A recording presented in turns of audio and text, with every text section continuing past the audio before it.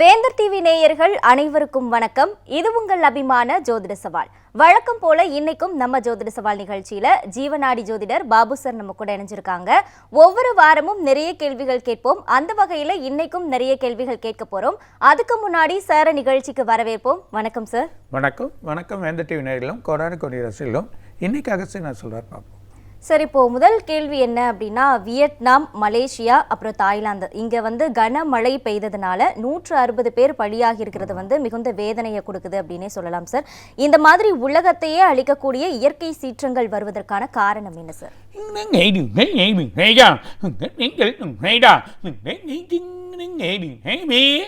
நார்மலாக இயற்கை சீற்றம் அதிகமாகிடுச்சு. அது இல்லாமல் காஸ்மிக் எனர்ஜி, அதாவது வெயிலோட அதிகம் ரொம்ப ஆகுது. ஒரு கண்ட்ரிக்கு சூடோட தன்மை அதிகமாக ஒரு பிளேஸில் சூடோட தன்மை மழை அதிகமாகிடும். அதனால் ஆல்ரெடி பார்த்தீங்கன்னா இந்த இந்தோனேஷியா, வியட்நாம், இப்போ இருக்கக்கூடிய மலேசியா, சிங்கப்பூர் இதெல்லாம் பார்த்தீங்கன்னா காந்த பூமிகள். இந்த காந்த பூமியில் ரொம்ப காஸ்மிக் எனர்ஜி, அதே நேரத்தில் இருக்கக்கூடிய அந்த காந்த அலைகள் அதிகமாக இருக்கக்கூடிய நிலைமையில என்ன ஆகிடும்னா சீக்கிரமாக அப்சர்வேஷன் ஆகிடும். அதனால தான் அதிகமான மழைகள், அதிகமான வெள்ளங்கள் வரும். அது இல்லாமல் ராகு சண்டால யோகத்தில் இருக்கான். எப்பவுமே கும்பத்தில் தனித்து இருக்கக்கூடிய ராகு பெரிய விஷயங்கள் இன்னும் 8 மாதம் இருக்குது, நெக்ஸ்ட் இயர். அதுக்கப்புறம் சேஞ்ச் ஆகிறான். அது வரைக்கும் தான் ரொம்ப போராட்டங்கள் வரும், நிறைய இயற்கை சீற்றங்கள் வரும். 2028 வரைக்குமே நமக்கு இயற்கை சீற்றம் இருக்குது. அது வரைக்குமே நம்ம ரொம்ப பாதுகாப்பாக இருக்க வேண்டியதாக இருக்குது. நிறைய விஷயங்கள் நடக்க போகுது, நிறைய சேஞ்சஸ் கலாமிட்டிஸில் ஏற்படுது. அது இல்லாமல் இந்த வாட்டி பார்த்தீங்கன்னா இது ஒரு பக்கம் இருக்க, நீங்கள் யூரோப்லலாம் மிகப்பெரிய பனி ஏற்பட போகுது. உலகத்திலே இல்லாத மிகப்பெரிய பனி ஏற்பட்டு ரொம்ப குழப்பம். ரஷ்யாவில் ஒரு ஊரே மூடிடும், அந்த மாதிரி நிலைமை ஏற்படுது. அங்கே இருக்க மக்கள் எவாக்குவேட் ஆகக்கூடிய நிலைமைகள் ஏற்படும். அமெரிக்காலேயும் மிகப்பெரிய ஒரு மாநிலம், ஒரு ஊரே மூடக்கூடிய அளவுக்கு இந்த வாட்டி பனி ஏற்படும். இதெல்லாம் நம்ம டிவியில் பார்க்க போகிறோம், அதோட நிலைமை நடக்க போகிறோம். அது இல்லாமல் இந்த சுச்சுவேஷன் வர்றதெல்லாம் காரணம் ராகுவோட காரணம். இந்த ராகுன்றது மாயை. இந்த மாயைக்கு உண்டான வழிகள் நடந்துன்னு இருக்குது. ஸோ இந்த மாயை முடியறதுக்கு அவன் கும்பத்துலேருந்து ராகுக்கு வந்தாலும் திரும்பி சனி வீட்டில் தான் வருவான். சனியோட நிழல், சனி கிரகங்கள் இருக்க சொல்ல செயல் பண்ணுவான். ஆனால் சனியோட இடத்துல சாயா கிரகங்கள் உட்கார சொல்லலாம், மிகப்பெரிய பிரச்சனையை உருவாக்குன்றது அதுதான். அதனால தான் அதில் ஒரு 1.5 வருஷம், இப்போ 8 மாதம் பேலன்ஸ் இருக்குது. இன்னும் ஒரு 1.5 வருஷம், அதாவது 2.5 வருஷம் கரெக்டாக பேலன்ஸ் இருக்குது. இந்த 2.5 வருஷம் இன்னும் உங்களுக்கு 2028 வரைக்குமே இந்த ப்ராப்ளங்கள் இருக்கும். எப்போ அவன் தனுசில் போய் உட்காரானோ அப்போ தான் ஒரு அமைதியான நிலைகள் ஏற்படும். இருந்தாலும் குரு போய் ஒரு நல்ல உச்ச நிலைமையை ஏற்படுறாரு. ஸோ குரு உச்ச நிலைமையை ஏற்பட சொல்லால சில மாற்றங்கள் குறைக்கப்படும். சில மாற்றங்கள் இருந்தாலும் சண்டால யோகமாக இருக்கக்கூடிய ராகு நாள் தான் இந்த பிரச்சனைகள் உணவு ஏற்படுது. அது இல்லாமல் இயற்கை சீற்றமாக இருக்கக்கூடிய காலநிலைகள் மாறிடுச்சு. இப்போ பார்த்தீங்கன்னா மிகப்பெரிய காலநிலைகள் ஏற்படும். இப்போது இந்த மாதிரி நடந்தது யூரோப்பில் மிகப்பெரிய பனி வர இடத்துல மழையோட பனியாக சேரும். அது ஒரு பெரிய வெள்ளமாக ஏற்பட்டு நடக்கக்கூடிய நிபத்தை நம்ம பார்க்க போகிறோம். அந்த சூழ்நிலைகள் ஏற்படுறது ஒரு 2 கண்ட்ரியில் ஏற்படும். அந்த சூழ்நிலைகள் ஏற்படுறத நம்ம பார்க்க போகிறோம். அந்த மாதிரி காலநிலைகள். அது இல்லாமல் இந்த ஜான்வரி எண்ட்லேயே இப்போ இது வந்துடும், வெயில், அதிகமான வெப்பங்கள் ஏற்படக்கூடிய நிலைமைகள் இந்த வெயில் வரப்போகுது. ஸோ ரொம்ப கேர்ஃபுல்லாக இருக்கணும். அடுத்த வருஷம் வெயிலோட நுணுக்கங்கள் ரொம்ப அதிகமாக இருக்கக்கூடிய நிலைமைகள் இருக்குன்றதை சொல்கிறாங்க. ஓகே சார், இப்போ நேயர் ஒருவர் கேட்டிருக்காரு என்ன அப்படின்னா, இந்த யுக்ரைன் ரஷ்யா போர் ரொம்ப நாளாக தொடர்ந்துட்டே வருது அப்படின்னு சொல்லலாம். இந்த போருக்கு எப்போ ஒரு முடிவு வரும் அப்படின்னு சொல்லி கேட்டிருக்காரு.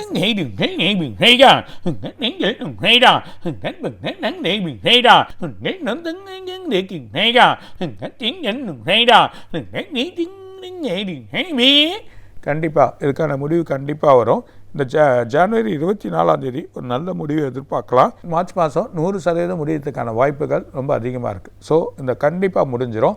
ஒரு குழப்பம் ஏற்பட்டு அதுக்கப்புறம் திரும்ப சில பிரச்சனைகள் ஆகி அதுக்கப்புறமா கண்டிப்பாக இந்த முடிவுக்கு வரும். இந்த வாட்டி அது நெக்ஸ்ட் இயர் 2026 ஒரு முக்கியமான ஒரு முடிவுக்கு வரதுக்கான வாய்ப்புகள் அதிகமாக இருக்குன்றதை சொல்கிறேன்.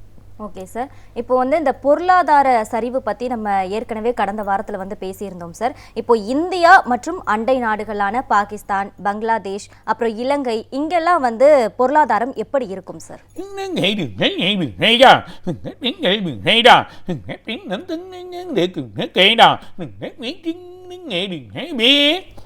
பாகிஸ்தான், பங்களாதேஷ், மால்தீவ்ஸ், அப்படியே இருக்கக்கூடிய ஸ்ரீலங்கா, அது இல்லாமல் இன்னும் சின்ன அண்டை நாடுகள், இன்னும் இருக்கக்கூடிய முஸ்லீம்ஸ் கண்ட்ரியில் இருக்கக்கூடிய பலுசிஸ்தான், அந்த மாதிரி இருக்கக்கூடிய டர்க்கி, இந்த மாதிரி கண்ட்ரின்லாம் பார்த்திங்கன்னா மக்களோட வாழ்வாதாரங்கள் குறைஞ்சிரும். ஸோ மக்கள் ரொம்ப கவனமாக இருக்கணும். அந்த கண்ட்ரியோட எக்கனாமிக்கை டெவலப் பண்ணுறது ரொம்ப இம்பார்ட்டன்ட். ஸோ அது இல்லாமல் உணவு வழிகள் இப்போயே ஏறி போச்சு, ரொம்ப கஷ்ட நிலைமையில் இருக்காங்க. அவங்களோட கஷ்டத்தை நம்ம போக்குறது ஒரு வழி. அண்டை நாடுகள் அவங்களுக்கு உதவி பண்ணி செயல் பண்ணி அவங்களோட கஷ்டத்தை போக்குறதுக்கான வழிகள் பண்ணால் தான் அவங்க வாழ்வாதாரம் நல்ல உயரும். அதுக்கான நிலைமை. ஏன்னா இல்லைன்னா அந்த வாழ்வாதாரம் குறைஞ்சி மக்கள் வாழ்கிற நிலையிலேருந்து வேறு நாட்டுக்கு போகிறதுக்கான வாய்ப்புகள் உண்டு. வேறு கண்ட்ரியில் எவாக்கெட் ஆகும். ஸோ நெக்ஸ்ட் இயர் பார்த்திங்கன்னா இப்போது இந்த டிசம்பர்லேருந்து ஸோ நெக்ஸ்ட் மந்த்லேருந்து எக்கனாமிக் ஸ்டார்ட் ஆக போகுது. எக்கனாமிக் க்ரைசஸ் வேர்ல்டில் மிகப்பெரிய அளவில் வரப்போகுது. ஸோ அது இல்லாமல் பிப்ரவரி மாதம் வரைக்கும் பெரிய க்ரைசஸ் இருக்க போகுது. இந்த க்ரைசஸ்க்கு இவங்கெல்லாம் இந்த ப்ராப்ளம் ஆகிறதுனால இன்னும் சில பொருட்களை வாங்க முடியாது போகும், இல்லை அத்தியாவசிய பொருட்கள் எக்கச்சக்கமாக ஏறத்துக்கான வாய்ப்புகள் உண்டு. ஸோ உணவு சம்மந்தப்பட்ட பொருட்கள் ரொம்ப ஏறத்துக்கான வாய்ப்புகள் அதிகமாக இருக்குது. அதனால் மக்கள் ரொம்ப கவனத்தோடு. ஸோ எல்லா கண்ட்ரியும் நம்ம செய்யலாம். இந்தியாவுக்கும் அந்த எக்கனாமிக் இருக்குது. ஸோ ஓரளவுக்கு நம்ம தாக்கு பிடிக்கலாம், நம்மளோட செயலில் இருக்கலாம், இருந்தாலும் முடியாது. ஸோ ரொம்ப கேர்ஃபுல்லாக இருந்து வழி பண்ணுங்கள், நல்ல வழிகள் அவங்களுக்கு கிடைக்கும். பேடான விஷயம். ஆனால் இந்த அண்டை நாடுகள் ரொம்ப இவங்கெல்லாம் ரொம்ப கேர்ஃபுல்லாக இருங்க. அது இல்லாமல் நிறைய சின்ன கண்ட்ரியாக இருக்கக்கூடிய முஸ்லீம் கண்ட்ரி, சின்ன கண்ட்ரியாக இருக்கக்கூடிய ஆஃப்ரிக்கன்ஸ் கண்ட்ரி, இவங்கெல்லாம் கொஞ்சம் ரொம்ப கேர்ஃபுல்லாக இருந்து ஹேண்டில் பண்ணாங்கன்னா கண்டிப்பாக. அது இல்லாமல் நம்ம நாடுகளும் சரி, அடுத்த நாடுகளும் சரி, அமெரிக்காவும் இருக்கணும், இவங்கெல்லாம் உதவி பண்ணுறது நல்லது. மக்கள் நேயத்தை பார்க்கணும், மக்களோட வழியை பார்க்கணும். மக்கள் நேயத்தை பார்த்தோன்னா இவங்களை எல்லாரையும் காப்பாற்றுறதுக்கான வாய்ப்புகள் இருக்குது. இல்லைன்னா ரொம்ப கொஞ்ச நாள் ஒரு 2-3 இயர்ஸ் கஷ்டப்பட வேண்டிய ஒரு சூழ்நிலைகள் ஏற்பட போகுதுன்றதை சொல்கிறார். Okay sir. இப்போ அடுத்த கேள்வி என்ன அப்படின்னா, ராஜபக்சேவினுடைய மகன் நமல் ராஜபக்சே இலங்கை அரசை கவிழ்ப்போம் அப்படின்ற மாதிரி சொல்லியிருக்காரு. இது ஆட்சி மாற்றத்தை ஏற்படுத்துமா சார்?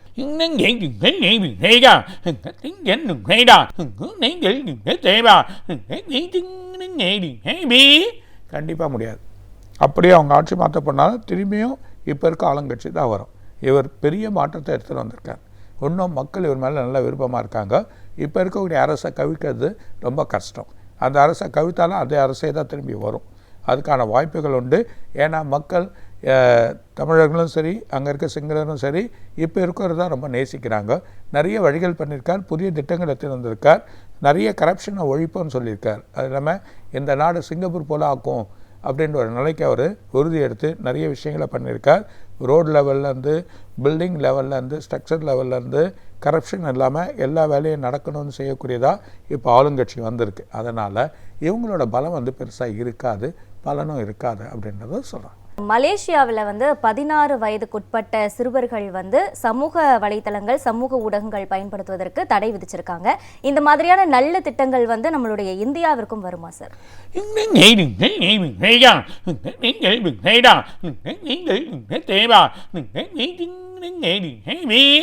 இந்த மலேசியாவில் எடுத்துகிட்டு வந்த திட்டம் ரொம்ப அருமையான திட்டம், எல்லாரும் வரவேற்கத்தக்க ஒரு நல்ல ஒரு முயற்சி, ஒரு நல்ல வழி கொடுத்துருக்கார். அது இல்லாமல் சின்ன பசங்களுக்கு இப்போ ஏஐயில் எல்லாமே என்னென்ன விஷயங்களை தெரிய வைக்கிறாங்க. இந்த ஏஐ மூலியமாக பார்த்தீங்கன்னா எல்லாமே ஒரு ஒன்றுமே இல்லாத படத்தை கூட ஒரு ஆக்டிவேட் ஆகிற மாதிரி அதெல்லாம் பண்ணி காட்டுறாங்க.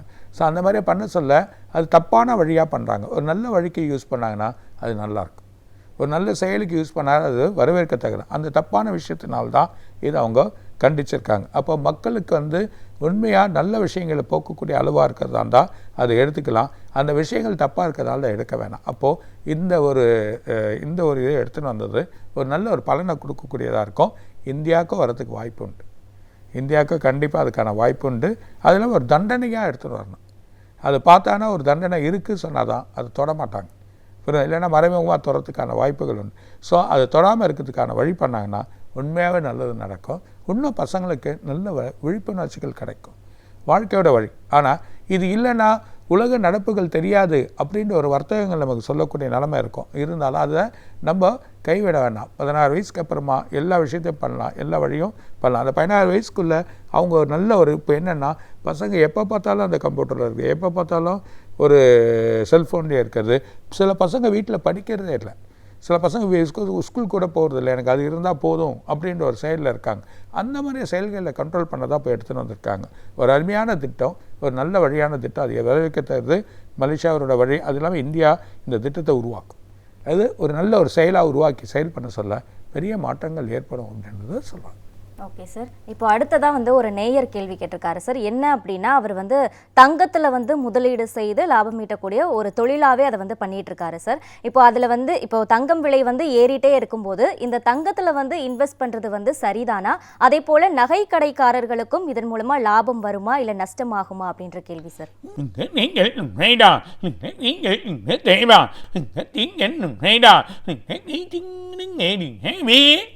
இந்த மாதம் கடைசி நெக்ஸ்ட் மந்த் 15ஆம் தேதி வரைக்கும் ஏறி இறங்க போகுது. ஒரு ஃப்ளெக்சிபிள் இருக்கும். அப்புறம் டிசம்பர் மாதம் ஃபர்ஸ்ட் வீக்லேருந்து ஓரளவுக்கு போகும். ஜான்வரியில் ஒரு ஸ்டேபிள் பண்ணுவாங்க. இப்படி தான் ஏறணும், இப்படி தான் இறங்கணும் அப்படின்ற ஒரு ஸ்டேபிள் எடுத்துன்னு வந்ததுக்கப்புறமா ஓரளவுக்கு. ஆனால் இது நகைக்காரங்களுக்கு என்றைக்குமே நஷ்டம் கிடையாது. அவங்க எப்போவுமே அந்த லாபத்தோடு தான் விற்கிறாங்க. வாங்க சொல்லியும் அதை கழுவி பண்ணி தான் வாங்குறாங்க. அப்போ அது வந்து அதை கழிச்சிட்டு தான் வாங்குறாங்க. அந்த கழிச்சிட்டு வாங்க சொல்லி நமக்கு என்ன ஆகிடுன்னா, நம்ம வாங்கின ரேட்டுக்கே தான் வரக்கூடிய நிலைமை ஏற்படும் தவிர கடைக்காரங்களுக்கு எந்த ஒரு பிரச்சனையும் வராது. அதே நேரத்தில் வாங்கி விற்கிறதுனாலையோ இதில் இன்வெஸ்ட் பண்ணுறதுனாலையோ மெட்டல் வந்து என்றைக்குமே கெட்டு போகாது. அதாவது எல்லோ மெட்டலுக்கு என்றைக்குமே வேல்யூ தாஸ். ஆதி காலத்துலேருந்தே சொல்கிறேன், ஆதி காலத்துலேருந்து இதுக்கு வேல்யூவான வழி. அதனால் தாராளமாக இதை இன்வெஸ்ட் பண்ணலாம் அப்படின்றத சொல்கிறேன். Okay sir. இப்போ இந்த உலக நாடுகள் எல்லாமே வந்து தங்கத்துல இன்வெஸ்ட் பண்றதுனால தான் இந்த தங்கம் விலை இப்படி ஏறுதா சார்?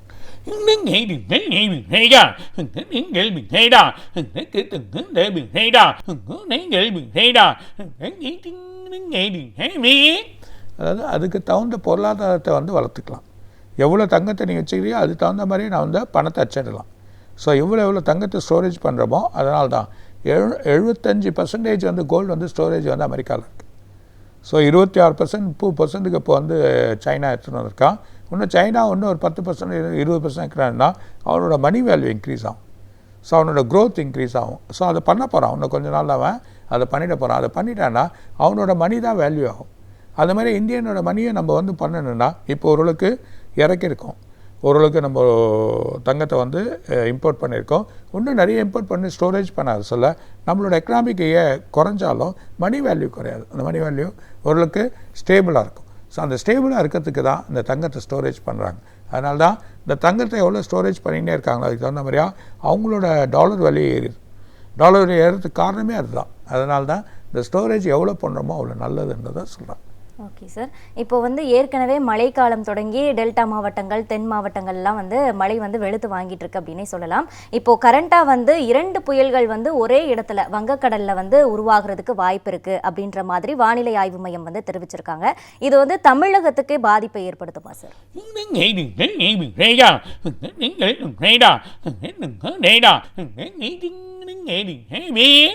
தஞ்சாவூர், கும்பகோணம், அதில் இருக்கக்கூடிய திருநெல்வேலி மாவட்டம், தூத்துக்குடி, அது இருக்கக்கூடிய நாகர்கோயில், கன்னியாகுமரி, இதெல்லாம் வந்து இந்த தடவை கொஞ்சம் பயிர் நாசனமாகும்.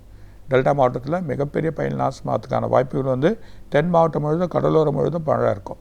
இப்போ டிசம்பர் 6ஆம் தேதிக்குள்ளே, ஸோ இந்த 25ஆம் தேதி, அதாவது இந்த நவம்பர் 25ஆம் தேதியிலேருந்து 27ஆம் தேதிக்குள்ளே மிகப்பெரிய மழை காத்துங்க. ஸோ அப்படி மிஸ் ஆனால் 6ஆம் தேதி, டிசம்பர் 6ஆம் தேதிக்குள்ளே மிகப்பெரிய மழை அப்படி வந்தால் சென்னையை கொஞ்சம் அஃபெக்ட் பண்ணும். ஆனால் சென்னை புறநகர் பகுதியில் மிகப்பெரிய மழைகள் பெய்ஞ்சு அதுக்கான வழிகள் இருக்கும். சில இடத்துல நான் சொல்கிற இடத்துல ஆல்ரெடி உங்களுக்கு ப்ராப்ளங்கள் ஏற்பட்டுரும். அது இல்லாமல் இப்போ வந்து இது புறநகர் பகுதியில் சில பிரச்சனைகள் ஏற்படுறதுக்கான வாய்ப்பு இருக்குது. அதனால் மக்கள் கொஞ்சம் கவனமாக இருங்க, செயல் பண்ணுங்கள். இருந்தாலும் சில பேரிடர்களாக ரெடியாகும். ஆனால் பெரிய புயல் வந்தாலும் பயப்பட வேண்டிய விஷயம் இல்லை. இந்த தடவை நிறைய மாற்றங்களை செஞ்சு செயல் பண்ணிடுவாங்கன்றதை சொல்லுவாங்க. Okay sir. இப்போ வரும் வாரத்தில் நடக்கக்கூடிய 3 முக்கியமான விஷயங்கள்னா என்ன சார்?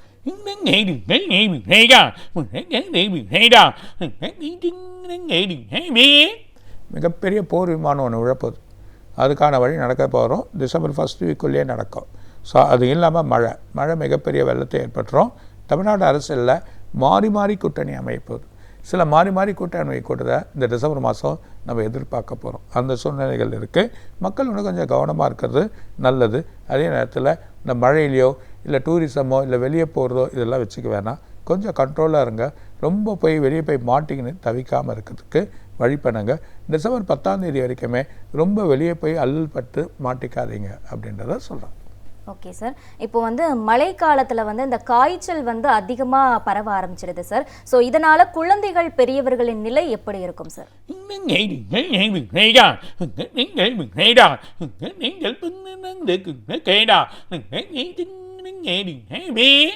கண்டிப்பாக காய்ச்சல் அதிகமாகும். அதுவும் இந்த பனி சரியில்லாத பனியாக இருக்கும். இது இங்கே இல்லை, உலக நாடு முழுதுமே நடக்க போகுது. டெல்லியில் பார்த்தீங்கன்னா பனி போராட்டத்தினால மக்கள் அவதிப்படுவாங்க. அங்கே பெரிய பிரச்சனைகள் ஏற்பட சில மக்களுக்கு உயிருக்கு பிரச்சனைகள் வர்றதுக்கான வாய்ப்புகள் இருக்குது. தமிழ்நாடு பொறுத்த வரைக்கும் சில காய்ச்சல் அதிகமாகவும் 2 வழியான வைரல் உருவாகுது. இந்த 2 வழியான வைரல் உருவாக சொல்ல ரொம்ப கேர்ஃபுல்லாக இருக்கிறது நம்ம நல்லது. அது இல்லாமல் நீங்கள் பிள்ளைகளுக்கு, அதாவது 15 15 வயசு பசங்களுக்கு நிறைய நோய்கள் உருவாகிறதுக்கான வாய்ப்புகள் இருக்குது. அவங்களுக்கு வந்து முக்கியமாக அந்த நிலவேம்பு, இந்த கொய்யா இலை இதெல்லாம் கொதிக்க வச்சு காலையிலே கொடுக்க ஆரம்பிச்சோம். ஸோ டெய்லி அது ஒரு டீ காப்பிலாம் கொஞ்சம் நிறுத்திட்டு இந்த விஷயங்களை கொஞ்சம், அதாவது சித்தாவில் என்னென்ன சில விஷயங்கள் சொன்னாங்களோ அந்த விஷயங்களை பசங்களுக்கு உடலை ஏற்றுறது, ஸ்ட்ரென்தன் உணவாக கொடுக்கறது, அதெல்லாம் கொடுக்க சொல்ல ஆட்டோமேட்டிக்காக அந்த நோயிலிருந்து விடுபட்டுருவாங்க. ஸோ இதெல்லாம் கொஞ்சம் பண்ணிடுவாங்க. ஒரு கவனிப்பு நமக்கு தேவை. ஸோ ஒரு முக்கியமான ஒரு கவனிப்பாக எடுத்து செஞ்சிங்கன்னா இந்த பிள்ளைகள் நல்லாயிருக்கும். வழியும் வெளி ஃபுட்லாம் வாங்க வேணாம். சில வைரல்லாம் உருவாகின்னு இருக்குது. ஸோ இந்த 2 மாதத்துக்கு, அதாவது டிசம்பர் ஜான்வரி இது வரைக்கும் ரொம்ப குழப்பங்கள் ஏற்படுத்தும். சில நோய்கள் வர்றதுக்கு வாய்ப்பு இருக்குது. கேர்ஃபுல்லாக இருங்கன்னு சொல்கிறேன்.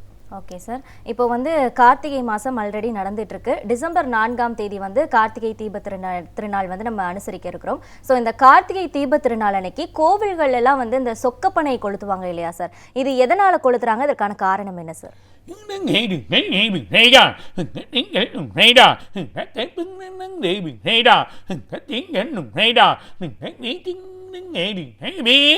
மெயினாக சொக்கப்பானைன்றது சொக்கப்பனை, அதாவது இந்த சொக்கப்பானைன்றது சொக்கப்பனை. இந்த சொக்கன்றது ஒரு பொம்மை போல், அந்த பொம்மையை இந்த பனை ஓலையில் பண்ணிவிடுவாங்க. அதாவது ஒரு குடிசை போல், ஒரு சொக்க போல் வச்சுடுவாங்க. அதை வச்சு அதுக்கான வழி பண்ணி ஃபயர் பண்ணுவாங்க அந்த கார்த்திகை. ஏன் இது வந்து கிராமத்தில் பண்ணுறாங்கன்னா இந்த கிராமத்தோட உடலோட தேகங்கள் நல்லாகும். முதல்ல இந்த கார்த்திகை தீபத்துக்கு வழி பண்ண சொல்ல சிவனோட வந்து சொர்க்கம், இந்த சிவனோட வழிபாடு செயல் பண்ணி சிவனே வழியாக வந்து நிற்கக்கூடியது. அதாவது முப்புறங்களையும், அதாவது ஒரு கிராமத்தில் 3 பக்கமும் இதை ஏற்றப்படும். அந்த 3 பக்கமும் ஏற்ற சொல்ல அந்த வழிகள் வந்து நமக்கு இறைவனோட வழி கிடைக்குது, செயல் கிடைக்குது அப்படி சொல்லக்கூடிய ஒரு தன்மை. இறைவனே சிவனே இறங்கி வந்து செயல் பண்ணுறது ஒரு பக்கம் இது கொளுத்ததுனால உடல் தேகம் நல்லாகும். அந்த தேகத்தை வழி பண்ணுவாங்க. அது இல்லாமல் பலவிதமான இருக்கக்கூடிய நச்சு பொருட்களாக இருக்கக்கூடிய கெட்ட நெகட்டிவ் ரேஸ் வந்து போகிறதுக்கு, அதாவது நிறைய நெகட்டிவ், அதாவது எல்லாமே வந்து எதிர்மறையாக இருக்கக்கூடிய பிரச்சனைகள் போகிறதுக்கான வழிகள் ஒன்று. 3வது என்னென்னா நிறைய பூச்சிகள் அது வழிகள் வந்து அதை அழிக்கக்கூடிய தன்மை ஆயிடும். அந்த பூச்சிகள், அந்த பனை ஓலைகள் வந்து எரிக்க சொல்ல, அதோட ஸ்ப்ரெட் ஆக சொல்ல, அந்த புகைகள், அந்த புகை ஸ்ப்ரெட் ஆக சொல்ல அந்த நச்சாக இருக்கக்கூடிய நிறைய பிரச்சனையை தீரும். அந்த பூச்சிகள் வந்து அழிச்சிடும். அந்த பூச்சிகளை அழிக்க சொல்ல அந்த மக்கள் வந்து தேகமாக வாழ்த்துக்கு தான் அந்த பனிகாலத்துக்கு வழியாக இருக்கக்கூடியதான் அந்த கார்த்திகை தீபத்தில் ஏற்றுது. அதுதான் முக்கியமாக சிவனோட வழிபாடை வச்சு அந்த வந்து சொக்கப்பானையை வந்து ஏற்றுவாங்க. இந்த சொக்கப்பானையை ஏற்ற சொல்ல நல்ல பலன் கிடைக்கின்றதை சொல்லுவாங்க. ஓகே சார், ரொம்ப அருமையாக சொன்னீங்க. ஸோ இப்போ நெக்ஸ்ட் கேள்வி என்ன அப்படின்னா, இந்த பட்டினத்தார் அவர்கள் பற்றிய ஒரு அரிய தகவல்கள் என்ன சார், அதை பற்றி சொல்லுங்கள்.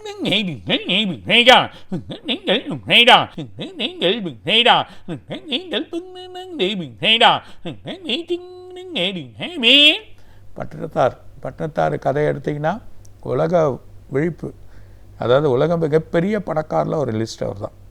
வைரம், தங்க நகைகள், அது இல்லாமல் கற்கள், மிக உயர்ந்த கற்கள், மிக உயர்ந்த பொருட்கள், உலகத்தில் இருக்கக்கூடிய அத்தனை பொருட்களையும் உலக நாடகத்தில் ரோம்லேருந்து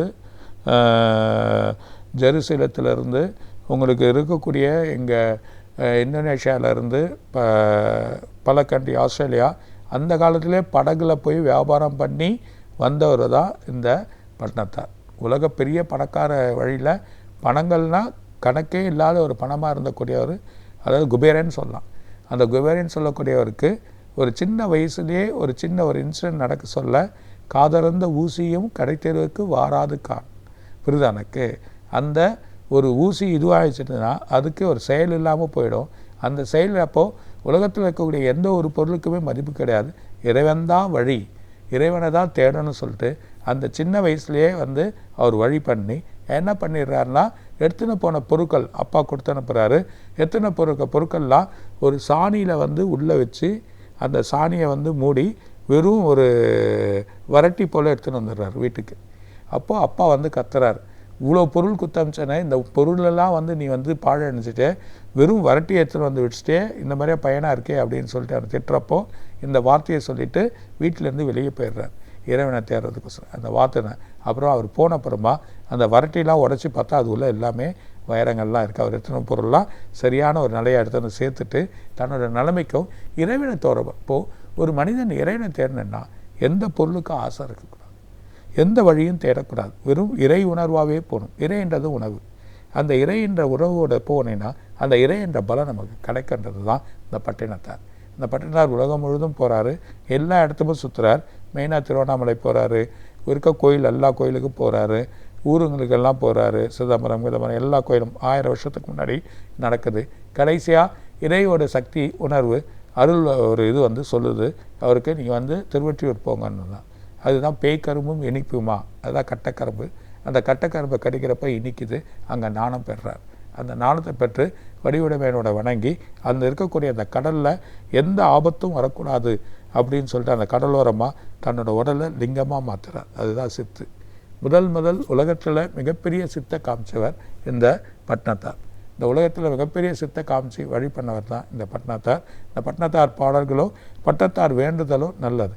அதனால தான் இன்றைக்கி ஒரு பர்டிகுலர் சமுதாயம் நகரத்தார் சொல்லுவாங்க, நாட்டுக்கோட்டை செட்டியார் சொல்லுவாங்க. இவர் நாட்டுக்கோட்டை செட்டியாராக தான் அந்த காலத்தில் இருந்திருக்கார். அதனால தான் அவங்க அந்த ஒரு பரம்பரை பணக்காரங்களாக இருக்கக்கூடியது, இந்த செட்டியாரோட வம்சங்களாக இருக்கக்கூடிய நிலையாக இருக்கக்கூடிய நிலையெல்லாம் காட்டுறாங்க. அவங்க தான் அந்த வழியை நிறைய ஒவ்வொரு வருஷமும் எடுத்து நிறைய செய்கிறாங்க, அதுக்கான செயல்பாடுகள். அது மாதிரி இந்த பட்டினத்தாரோட வழி இந்த உலகுக்கு ஒரு சான்று. பணம் வழி எதுவுமே கிடையாது. தெய்வத்தை போய் வேணும்னா இறை ஒன்று தான் வழிபாடு அப்படின்றத செயல் பண்ணுறார். அந்த சித்தை உருவாக்கி காட்டுறார். ஒரு அதிசயம், 2004 சுனாமி வந்தப்போ அந்த கோயிலுக்கு மட்டும் தண்ணி வரல. அதுதான் ஒரு பெரிய அதிசயமான ஒரு சக்தி அப்படின்றத சொல்கிறேன். ஓகே சார், ரொம்ப அருமையாக சொன்னீங்க. ஸோ நம்ம நிகழ்ச்சியோட இறுதிக்கட்டத்துக்கு வந்துட்டோம். இன்னைக்கு நிகழ்ச்சியில் நான் கேட்ட எல்லா கேள்விகளுக்கும் ஒரு தெளிவான விளக்கத்தை கொடுத்தீங்க சார். நிகழ்ச்சிக்கு வந்ததுக்கு ரொம்ப நன்றி சார். வணக்கம். வணக்கம். என்டர்டெயினிலும் கொரோனா குறைகளுக்கும் இன்னும் நிறைய இருக்காக சார் சொல்வார். வணக்கம். மீண்டும் மற்றொரு ஜோதிட சவால் நிகழ்ச்சியில் உங்களை சந்திக்கும் வரை உங்களிடமிருந்து விடை பெறுவது வினோதினி.